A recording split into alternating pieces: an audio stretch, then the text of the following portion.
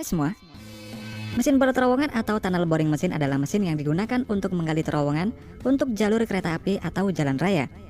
Mesin bor terowongan ini banyak digunakan oleh perusahaan konstruksi sebagai alternatif pengganti dari metode blasting atau peledakan. Hal ini dikarenakan penggunaan mesin bor terowongan lebih aman, kemudian meminimalisir gangguan pada tanah lingkungan di sekitarnya. Nah, di video kali ini kita akan membahas mesin bor terowongan raksasa Amerika. Di Amerika Serikat ada beberapa mesin bor terowongan terbesar, di antaranya adalah The Boring Company. Pada tahun 2017 yang lalu, Elon Musk yang merupakan seorang CEO Tesla dan SpaceX membuat perusahaan baru yang bernama The Boring Company.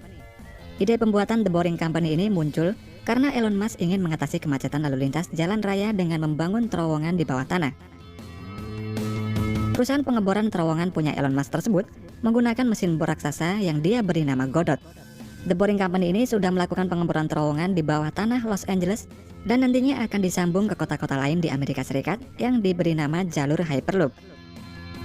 Konsep dari The Boring Company ini adalah mobil yang lewat jalur terowongan tersebut tidak dapat dikemudikan oleh si pengendara karena memiliki pengendali otomatis atau autopilot. Mobil-mobil tersebut nantinya akan diangkut oleh sebuah papan seluncur raksasa yang mampu melaju hingga kecepatan 200 km per jam dengan penggerak listrik. Konsep tersebut bertujuan untuk meminimalisir terjadinya kecelakaan mobil dalam terowongan, serta untuk mencegah kemacetan dan mencegah polusi udara di dalam terowongan.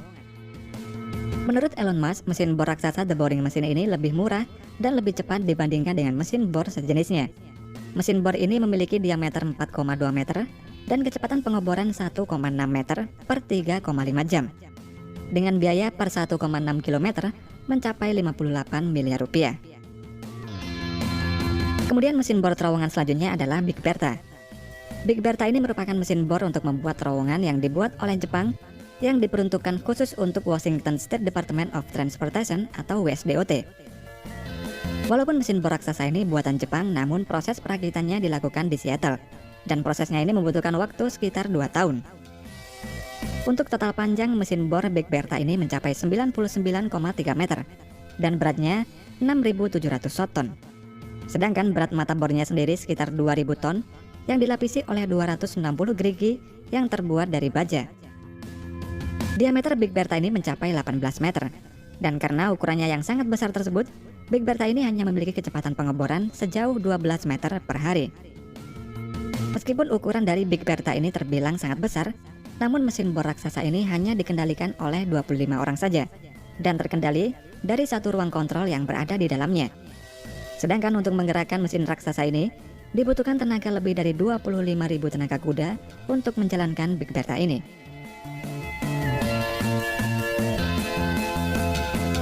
Mesin bor terowongan raksasa Cina.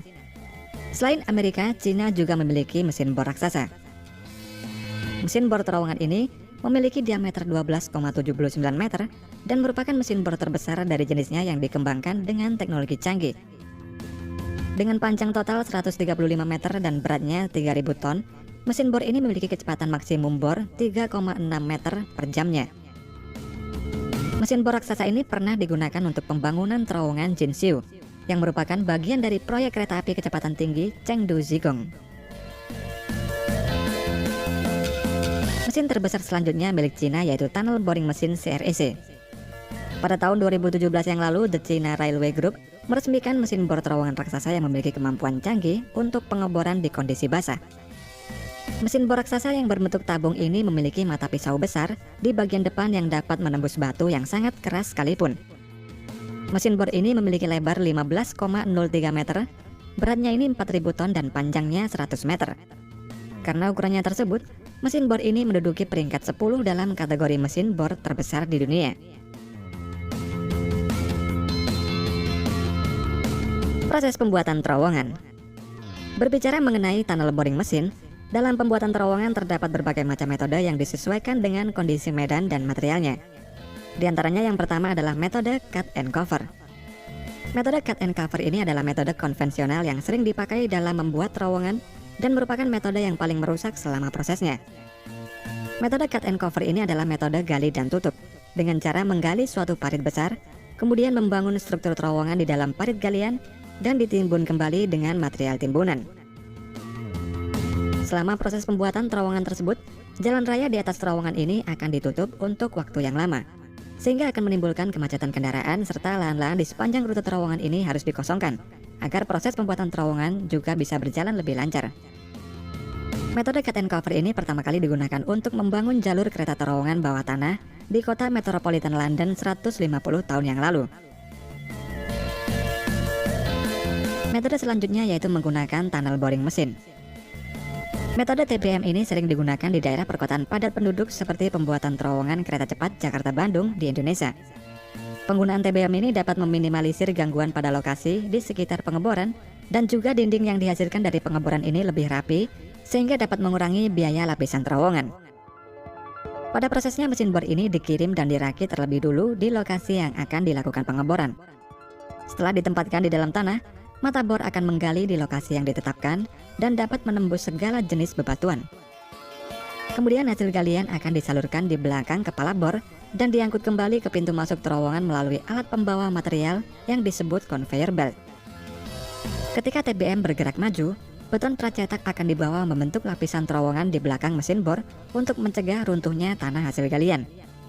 Setelah mesin bor selesai melakukan tugasnya, mesin tersebut akan diangkut kembali untuk dipergunakan di proyek selanjutnya. Setelah pengeboran selesai, proses selanjutnya adalah pembangunan bagian dalam terowongan secara manual. Agar para pekerja aman saat bekerja di dalam terowongan, sistem ventilasi sangatlah penting. Hal itu dikarenakan tingkat polutan karbon monoksida dan nitrogen oksida di dalam terowongan sangatlah tinggi. Sistem ventilasi pada terowongan akan secara terus-menerus membuang polutan tersebut agar tidak membahayakan kesehatan pekerja, serta akan mengalirkan udara dengan kuantitas dan kualitas yang baik.